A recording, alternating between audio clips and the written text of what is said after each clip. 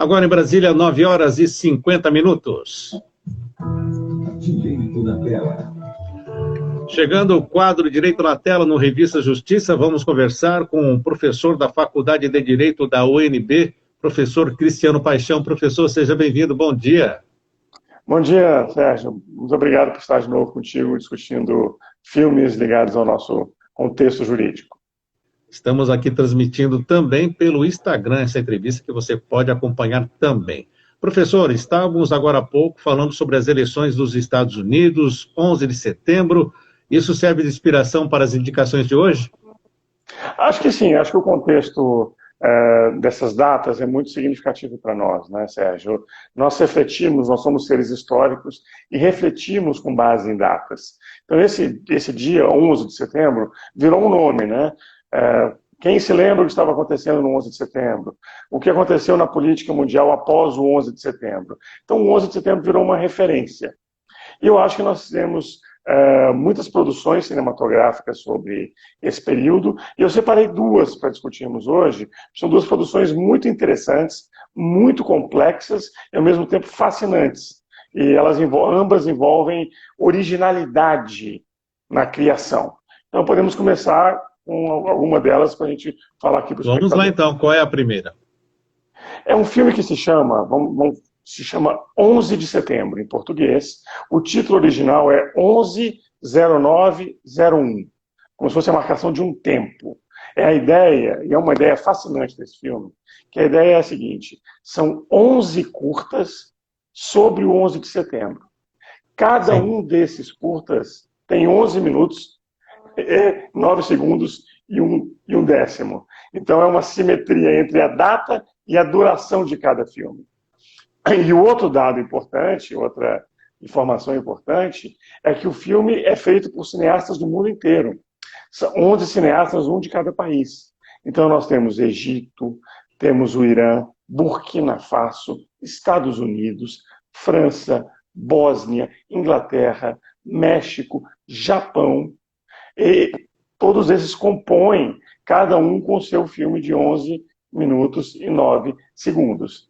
E são filmes fascinantes. Claro que num projeto como esse vai haver alguma desigualdade na qualidade dos filmes, mas alguns deles são realmente memoráveis. Eu destacaria 3. Vamos lá, rapidamente. A produção iraniana é excelente, mostra uma professora primária dando aula numa localidade remota no Irã, para umas crianças, e como essas crianças reagem à notícia do 11 de setembro. O documentário, o relacionado à Inglaterra, é muito bom, que é de um grande diretor chamado Ken Loach, que reflete sobre outro 11 de setembro, sobre o golpe de Estado no Chile, que também foi no 11 de setembro de 73. Então ele entrevista um refugiado político chileno em Londres, que reflete sobre o 11 de setembro de 2001 e sobre o 11 de setembro de 73. E, por fim, o documentário americano, que é dirigido por um grande ator, que é Sean Penn, com outro grande ator, que é o Ernest Borgnine, e é uma reflexão muito lírica, em que a explosão das torres aparece muito no fundo, mas é um filme muito bonito, é um filme que, num momento difícil, traz uma mensagem de esperança. Então, eu recomendo muito, porque mostra o quê? Qual a ideia do filme? O que aconteceu no 11 de setembro afetou o mundo todo. Não foi um evento americano, foi um evento mundial.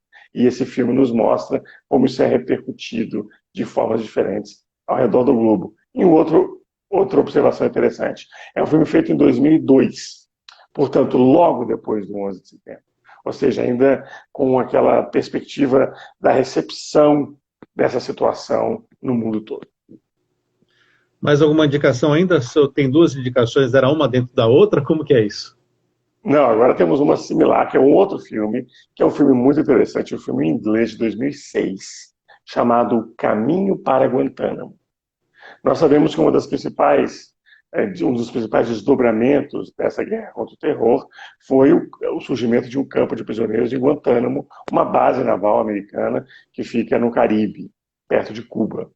E nós sabemos que isso é muito preocupante. Existem prisioneiros até hoje em Guantánamo. Hoje faz 9 anos do atentado. Os prisioneiros estão lá desde janeiro de 2002. Já houve muito mais, hoje há menos.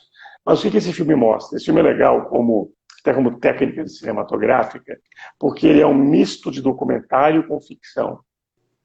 São 3 ingleses, os chamados Tipton Tree, que foram pegos por engano no Afeganistão e levados para Guantánamo. O filme conta a história das torturas e das dificuldades que eles são submetidos em Guantánamo, desde quando eles foram capturados no Afeganistão até a libertação deles, muitos anos depois. E ele é misto porque tem alguns atores que encenam o que eles sofreram. Então tem cenas reais conectadas, assim, entremeadas com cenas ficcionais. Mas a história é uma história toda real. É uma história impressionante. O diretor é um grande diretor, é o Michael Winterbottom. O filme é um filme muito bem feito e historicamente muito correto. Eu diria que é um filme que realmente as fontes que nós lemos sobre Guantánamo, sobre as técnicas de tortura, sobre toda a situação que aconteceu na prisão de Guantánamo, estão realmente retratadas nesse filme. Então, esses 2 filmes, o 11 de setembro e O Caminho para Guantánamo, nos dão um panorama dos desdobramentos globais desse evento que modificou a estrutura geopolítica do mundo, que foram os atentados do 11 de setembro de 2001. Estamos agora nessa corrida eleitoral nos Estados Unidos, foi até o assunto da outra entrevista, e como o senhor vem acompanhando também? Eu acompanho com muito interesse, porque para o mundo do direito essa eleição é particularmente importante. Nós vivemos hoje um momento de crise constitucional em muitos países, entre esses países dos Estados Unidos. Os Estados Unidos estão, de algum modo, rompendo um pouco a fronteira do ilegal e do legal em relação aos seus tribunais, por exemplo. Nós tivemos no último ano da presidência Obama a vacância de um cargo na Suprema Corte. O presidente Obama nomeia um indicado e o Senado americano se recusa a analisar a indicação, sem nenhuma base constitucional para isso.